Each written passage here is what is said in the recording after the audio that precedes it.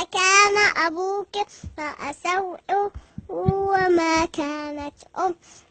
أمك بغيا فأشارت إليه قالوا كيف نكلم من كان في المهد صبيا قال إني عبد الله آتاني الكتاب وجعلني نبيا وجعلني مباركا أينما كنت وأوصاني بالصلاة والزكاة ما دمت حيا وبرا بوالدتي ولم يجعلني جبارا شقيا والسلام علي يوم ولدت ويوم أموت ويوم أبعث حيا ذلك عيسى بن مريم قول الحق الذي فيه يمترون ما كان لله أن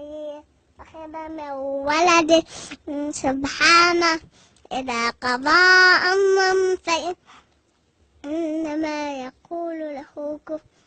فيكون وإن الله ربي وربكم فاعبدوه هذا صراط مستقيم فاختلف الأحزاب من بينهم فويلا للذين كفروا من مشهد يوم عظيم أسمع بهم وأبصر يوم يأتوننا لكن الظالمون يوم في ضلال مبين